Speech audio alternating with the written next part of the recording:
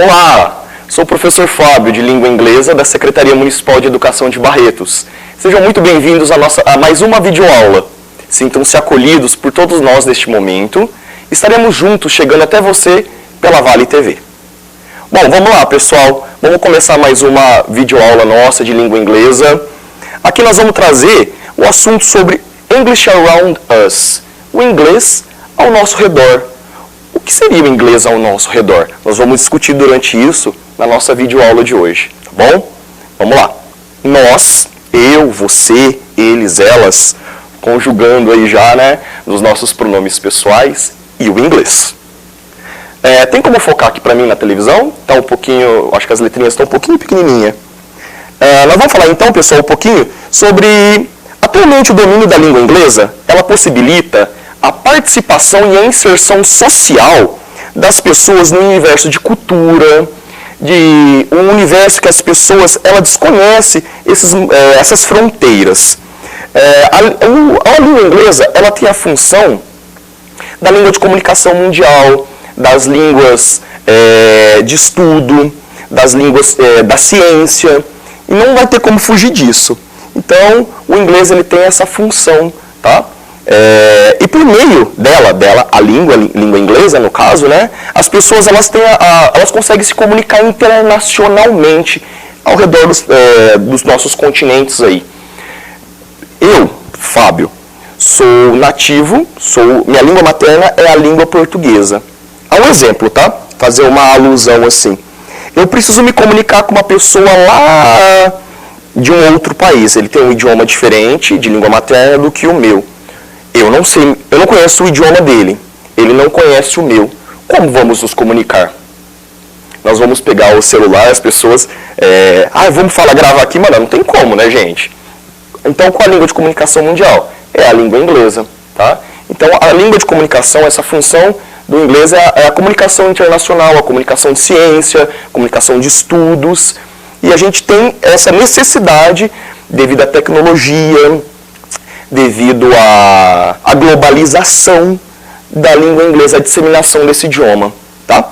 Então, comunicar-se em inglês também implica em conhecer cultura de outros povos, como é que essas pessoas vivem, como é que elas estudam, como elas trabalham.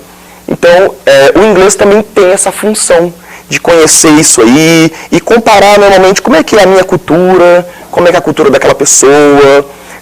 E quando a gente fala em cultura, é um assunto bem vasto, né? Que não dá pra gente entrar um pouquinho nesse assunto. Dança, comida, roupas, religiões, enfim, tudo isso faz parte da cultura.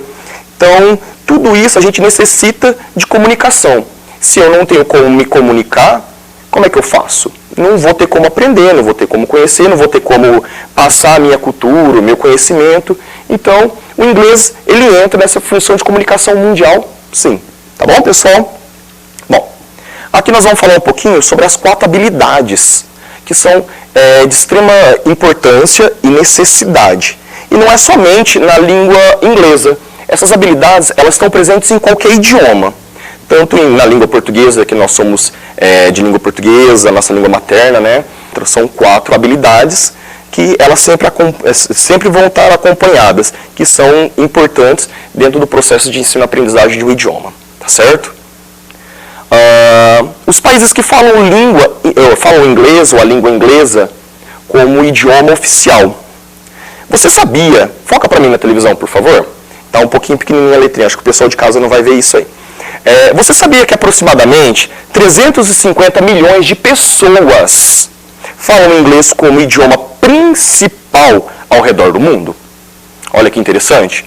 Há mais de 50 países onde o inglês é língua oficial ou idioma principal.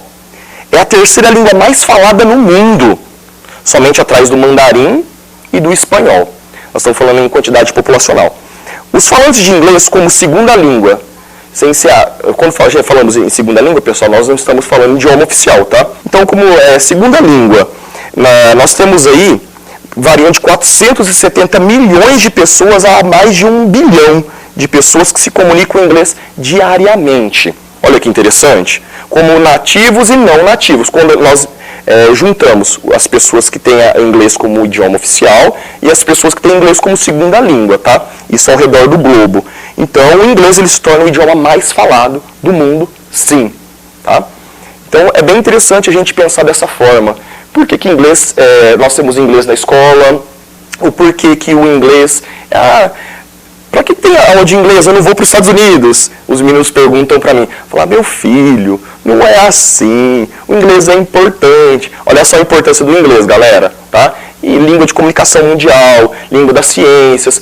A galera que tem a intenção de continuar seus estudos posteriores aí no ensino superior, ou a galera que já terminou o ensino superior, que pensa em fazer um mestrado, um doutorado, um PhD, ou que seja, o curso que for fazer aí, vai precisar do inglês sim, tá? Que é a língua de comunicação mundial e língua das ciências, língua da saúde, que nós estamos passando por um problema de saúde aí no mundo, né?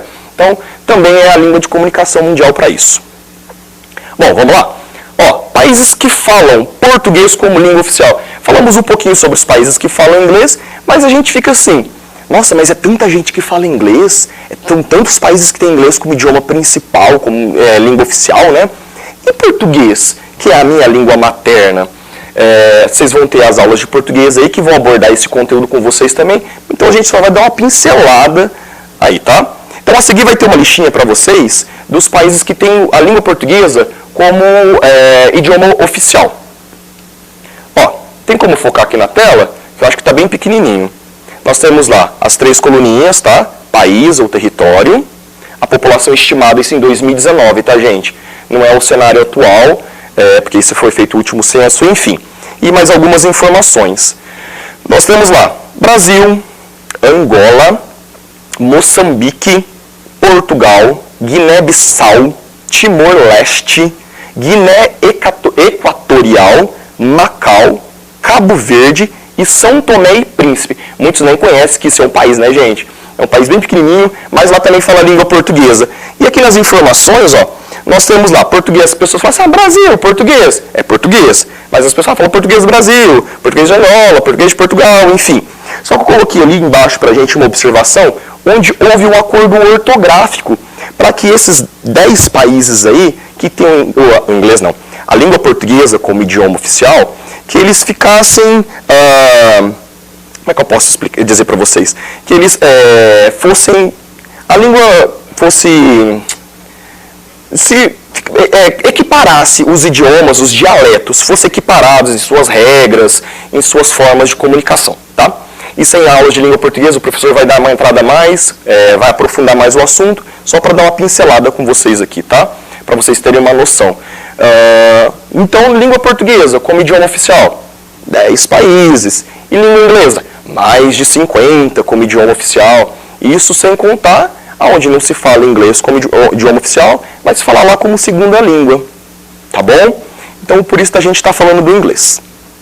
Você já parou para pensar alguma vez em quantas palavras você fala inglês diariamente? Quantas palavras você fala? Nós falamos palavras em inglês de vestuário, de alimento, quando falamos sobre veículos, sobre várias coisas, né?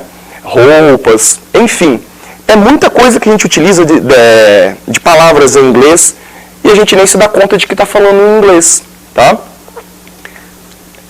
Mais pra frente a gente vai aprofundar mais também neste assunto. Nós vamos ter bastante aula pra gente bater bastante papo por aqui ainda, tá? Galera, pra gente já quase que encerrar nossa aula, nós vamos falar um pouquinho sobre cognato. Vocês já ouviram falar sobre o que é cognato?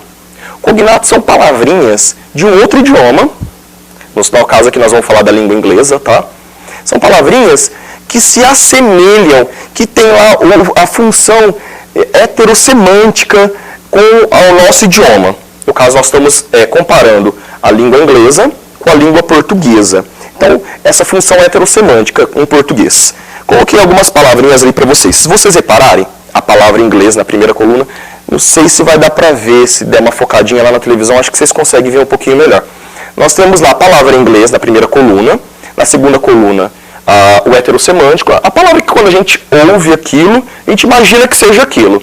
E qual é o real significado daquela palavra dentro do nosso idioma, da língua portuguesa? Uma palavrinha, por exemplo, a gente bate o olho nela, a gente fala assim, essa palavra eu já sei o que significa. Isso é um cognato. Porém, tome bastante cuidado. Esse cognato ele pode ser verdadeiro, como ele pode ser falso, que é o que nós colocamos exemplos ali. Vamos lá, por exemplo, no college, nós temos lá, a gente vê a palavrinha e a gente associa colégio, né, escola, tal. Mas olha lá o que significa. É faculdade, tá? Então, é um cognato? Yes, é um cognato. Porém, é um cognato verdadeiro ou falso? É um cognato falso, tá? Porque ela tem a função heterossemântica ali, mas no significado real dela não é bem aquele. Tá bom, gente? E eu acho que deu para dar uma pinceladinha sobre o que é cognato, né? E nós temos lá, vamos falar mais uma palavrinha lá, library. A gente vê lá aquela palavrinha e já, é livraria. Não, peraí. Olha lá o significadozinho lá, se vocês observarem, biblioteca.